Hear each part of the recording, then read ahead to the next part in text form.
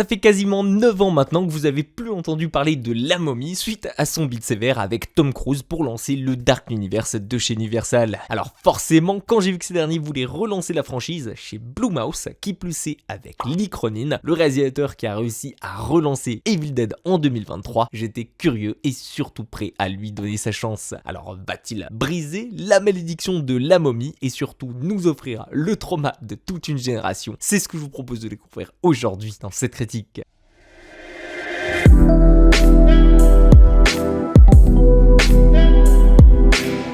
Dans le réveil de la momie, vous allez suivre une famille de 4 personnes ici, installée en Égypte pour suivre Charlie, le père de famille américain qui attend avec impatience sa promotion au journal de New York, tout en jouant pour l'instant les correspondants locaux du Caire. Et à ses côtés, on va retrouver Larissa, la mère de famille infirmière, qui élève à ses côtés 2 enfants, dont Katie, la première aînée, qui va soudainement disparaître lors d'un enlèvement. Malheureusement pour eux, ils ne vont jamais la retrouver, ni elle, ni son ravisseur, jusqu'au jour où la petite famille va déménager à Albuquerque au Nouveau-Mexique et que 8 ans passent sans aucune nouvelle du gouvernement. Et c'est lors d'un crash d'avion, après la découverte d'un sarcophage parmi ces débris en plein désert, qu'on va les appeler en catastrophe quasiment 10 ans après pour leur signaler que leur fille a finalement été retrouvée embaumée là-dedans. On ne sait pas qui, on ne sait pas comment, on ne sait pas ce qui lui est arrivé, mais on sait où c'est arrivé et surtout, on sait la seule chose que les autorités savent ici, c'est que cette dernière est vivante malgré les sévices subis sur son corps et surtout sa malnutrition importante qui l'a enfermée dans un mutisme profond. Mais le pire reste à venir pour cette famille, puisque comme vous le verrez ici, Charlie et Larissa vont vouloir sauver leur fille et lui offrir l'enfance qu'elle a perdue, quitte à vivre dans le déni et faire abstraction de tous les phénomènes surnaturels qui vont peu à peu commencer à se produire dans leur maison. Je sais,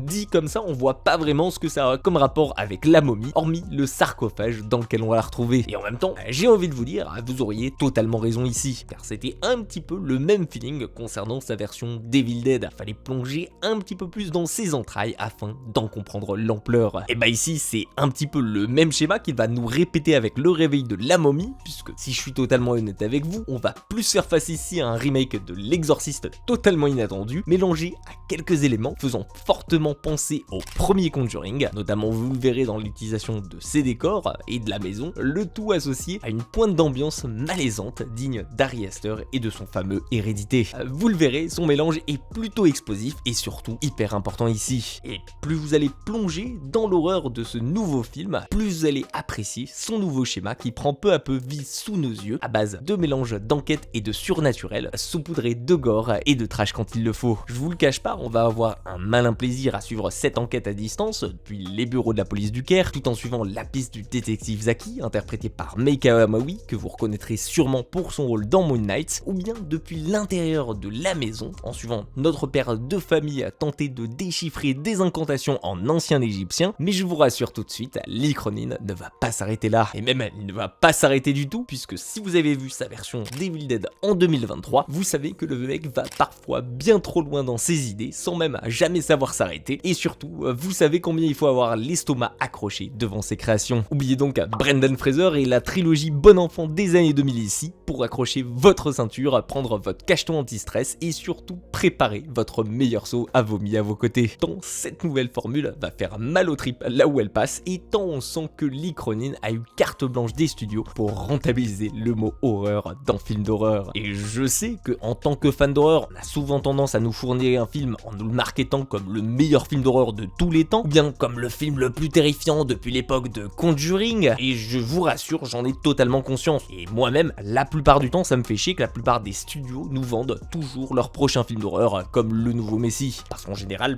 on va pas se le cacher, c'est souvent bide, voire même assez mauvais. Pourtant, ici, et pour la première fois je vous le jure, depuis la sortie d'Héréditary d'Ari Aster, je me suis senti mettre mon corps à rude épreuve, au point même d'en avoir envie de vomir devant. Et je vous jure que face à un Evil Dead, ça me choquait beaucoup moins puisque ça provoquait des petits rires de gêne et de malaise, tellement il y avait des explosions d'hémoglobine à écran, tellement ça paraissait surréaliste. Autant ici, aujourd'hui, j'ai trouvé trouvé ça un petit peu trop réel à mon goût, parfois trop intime, et surtout l'ambiance m'a tendu parce que sur 2 heures, il n'y a pas un seul moment de répit. Non, parce qu'il y a un florilège de scènes qui mérite qu'on applaudisse bien fort la make-up team qui est aux commandes derrière. Et je vous l'assure, si vous n'êtes pas à l'aise devant la perte de dents, de fluide corporel, ou même que vous vous sentez pas de voir de la peau dans ses moindres détails, Leatherface, c'est du pipi de chat à côté en termes de réalisme, je vous le dis, ce film ne sera clairement pas fait pour vous. Juste pour l'exemple ici, il y a une petite scène en particulier où la mère de famille s'occupe de couper les ongles de sa fille après son retour en captivité, et où non seulement l'ongle en entier, mais aussi la peau de toute sa jambe part en lambeaux, et je vous le dis, j'étais pas prêt à tel point que j'ai planté mes ongles le plus profond possible dans le siège à côté de moi en serrant les dents tellement ça m'a fait mal à l'intérieur. Et je vous jure que ce genre de scène, il y en a plusieurs qui sont bien gratinées, en général au moment où tu t'y attends le moins, et ça me dégoûte tellement de réalisme que c'est trop bien fait pour moi. Et je vous donne juste un petit indice,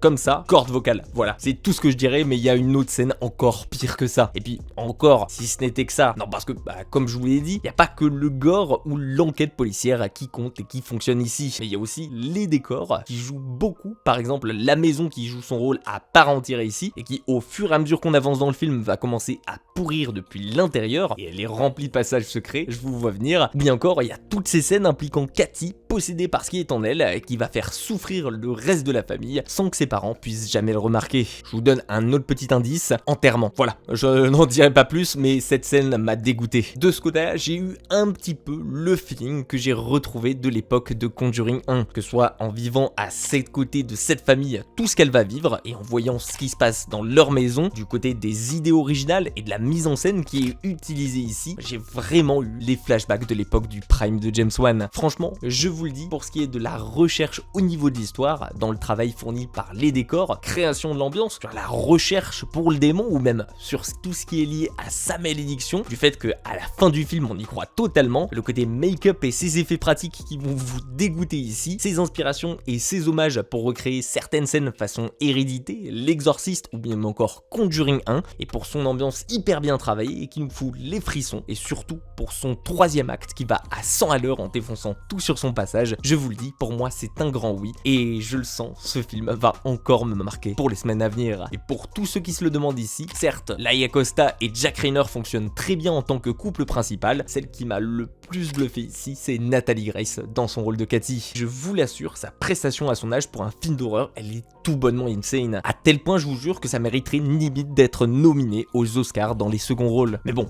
comme c'est un film d'horreur, on sait très bien que ça sera squeezé et que ça sera jamais mis en avant aux Oscars. Pour moi, vous aurez donc compris, Lee Cronin vient de prouver aux yeux du monde entier qu'il était le prochain James Wan et qu'il avait de la suite dans les idées, que ce soit en directeur, mais surtout en tant que scénariste ici. Je veux pas trop vous le survendre parce que j'aime pas du tout faire ça, mais j'ai rien vu de mieux depuis Midsommar et Hérédité. J'espère que le film vous intrigue et qu'il vous plaira autant qu'à moi, et j'attends vos retours avec impatience pour savoir si vous aussi, le réveil de la momie, ça vous a transcendé. En attendant, j'espère que cette critique vous aura plu. Si c'est le cas, pensez à me le faire savoir, lui laisser un petit like, la partager, bien évidemment, vous abonner à la chaîne si c'est le cas. Prenez soin de vous et comme d'hab, moi je vous dis à très vite pour une toute nouvelle critique.